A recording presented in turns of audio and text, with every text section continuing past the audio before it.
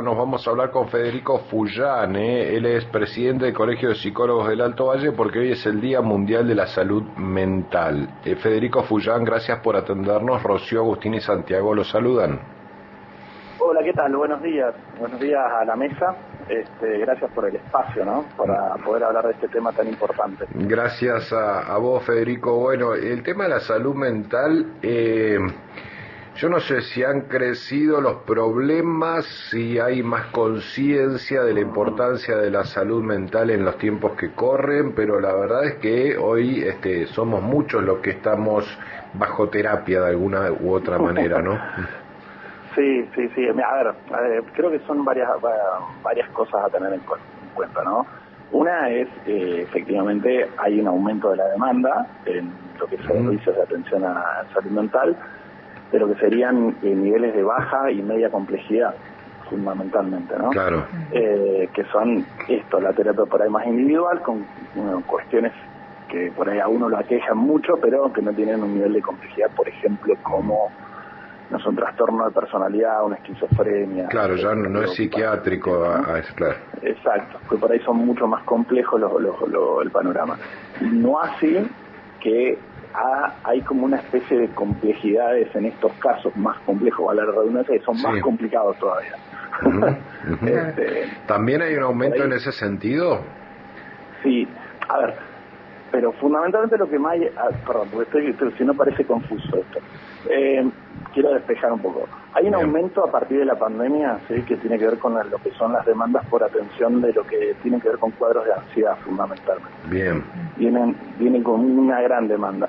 Los casos complejos, lo que ha habido es que, no hay como dispositivos suficientes para poder abordar esa demanda, hoy en día. En la zona, por lo menos, los dispositivos que hay para poder abordar los casos complejos, tales como, repito, adicciones o consumos problemáticos, trastornos límite de personalidad y demás, las instituciones o espacios que hay de atención están desbordadas muchas veces, o por ahí no dan abasto para poder abordar esa demanda. Entonces, por ahí lo que en un día como hoy me parece importante remarcar algo que muchas veces pensamos la salud mental desde el peor lugar, como cuando el problema nos está quejando, y cuando hablamos de salud mental no es solo de los síntomas o diagnósticos, sino de cómo vivimos, de cómo son nuestras relaciones vinculares, del modo que trabajamos, de cómo lidiamos con el estrés cotidiano, de cómo lidiamos con el aislamiento muchas veces, que por ahí estamos hiperconectados pero no vinculados, etcétera, digamos, ¿no? Y después también, perdón, Federico, hay como una conciencia, me parece, más importante de la relación, digamos, mente-cuerpo, por decirlo de alguna manera. Exacto. No sé, vas a un traumatólogo que antes te metía, te hablaba solo de la cuestión física. Exacto. Y ahora vas y te dice, tenés que bajar un cambio. Vos decís, que tiene que ver una hernia de disco con mi ritmo de vida. Bueno, hay como una conciencia, ¿no? Sí, por eso decía, la pandemia, lo interesante que ha puesto en entredicho un poco el modelo clásico de la medicina, lo que llama el modelo médico hegemónico, y ha empezado a pensarse la salud de una manera más integral, entender que no somos puro cuerpo, puro mente, pura emoción, somos un poco de cada cosa. Bien. Y que tenemos que entender que por ahí, por ejemplo, problemas o cardiopatías, no lo tomen literal, pero estoy dando un ejemplo, ¿no? Un problema cardiopático está atravesado por diferentes variables, que no solamente es un problema de índole orgánico o biológico, sino que también por ahí es la persona en cómo se alimenta, cómo lleva su vida, el estrés cotidiano cómo lidia, los problemas con los que los aqueja, etcétera, etcétera, y eso decanta en que va a tener un deterioro de su calidad de vida. Entonces, la salud mental en un día como hoy es importante repensarla en términos de mejorar nuestra calidad de vida, en todos los aspectos. No es solamente pensar, repito, cuando está la patología, porque a veces pensamos esto como el problema, ¿no? Es un tema que me parece que está en agenda hoy en día, y eso está bueno, que podamos estar saliendo en un medio y empezar a hablar de estas temáticas. Me parece sumamente valioso, algo que no era muy común hace unos años atrás, o que era algo más de nicho, si se quiere, pero bueno, no quita que tenemos desafíos hoy en día. Federico, buen día. Agustín Amado soy, ¿qué tal? Agustín, ¿qué tal? Bien, a ver, en el ámbito público se dice que la salud mental es la hermanita pobre de de la salud, ¿no? De la salud pública. Sí. Pero yo quisiera asociar esa idea también y llevarlo, digamos, al ámbito de lo privado, de lo particular, no necesariamente de lo público, porque me da la sensación de que uno a determinada edad o en determinadas edades hace controles periódicos de su salud física. Como padres llevamos a nuestros hijos al pediatra. Como jóvenes ya nos distanciamos un poco más y después en cierto momento de la adultez empezamos a hacer controles también de forma regular para prevenir cualquier cuestión que pueda tener que ver con, no sé, lo cardíaco, lo esquelético, ¿no? Lo que fuese. Pero son todas cuestiones físicas. Uno no se hace controles a ver cómo está digamos la máquina, cómo está el cerebro. Eso también pone de manifiesto una cierta subestimación de la salud mental que trasciende pública y que está en el colectivo social. Sí, nosotros, como dice Chiapapietra, tenemos que cambiar un poco el manicomio que tenemos en la cabeza como sociedad, ¿no? Seguimos pensando a la salud mental como algo que vamos cuando ya estamos detonados, ¿no? Cuando estamos destruidos, cuando ya no damos más, entonces no nos queda opción. Y no lo pensamos como parte preventiva de que si nuestra mente no está sana, por decirlo así, todo lo demás se deteriora. Y que muchas veces el cuerpo habla el cuerpo habla lo que la boca calla, es decir, muchas veces el cuerpo sintomatiza todo eso que no podemos poner en palabras o que no podemos lidiar con nuestro malestar. Bueno, y la pregunta entonces, Federico, es, ¿la salud mental se debe atender de manera distinta a la salud física? No debería ser así, no debería, pero lamentablemente hoy sí funciona como diferente. Debería ser pensado de forma integral, debería ser pensado el ejemplo que daba Santiago. Santiago, que era, si uno va a un médico a atenderse por cualquier cosa, que ese médico tenga la posibilidad de ver que esa persona lo está atravesando diferentes aspectos y poder hacer un control también psicológico y evaluar si esa persona necesita atención psicológica y hacer controles. A veces nos lleva puesto a lo cotidiano la vida y no nos damos cuenta. Y cuando generalmente vamos a consulta, repito, a veces ya es tarde o está uno tan arrasado que hay que armar las piezas destruidas, es muy difícil eso.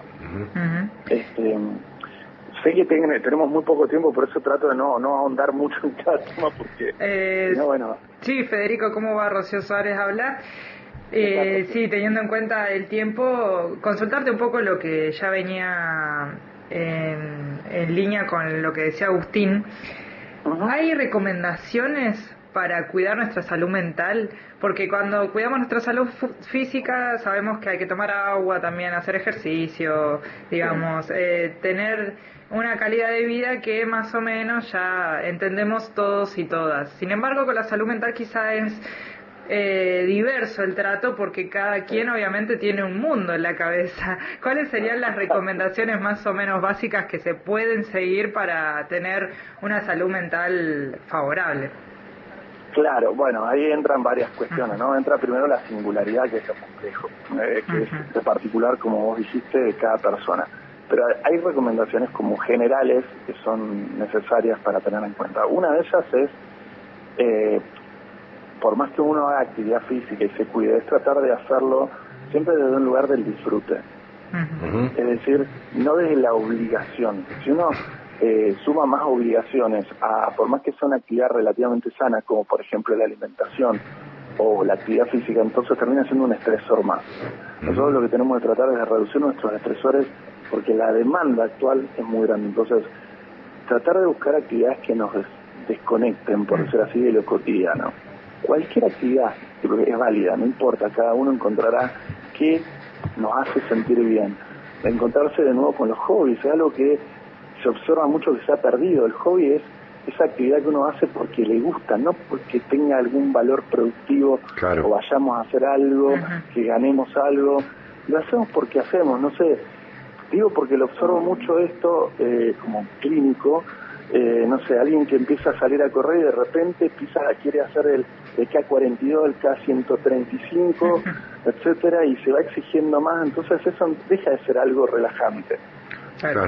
Tenemos que buscar actividades que sean más nada de desconexión, y parece una tontería lo que digo, y parece hasta obvio. No, pero también, perdón, me meto, también está el otro razonamiento. Como no voy a llegar al K42, no salgo a caminar a Parque Norte, digamos, ¿no? Exacto, claro, es ese justo medio, ¿viste?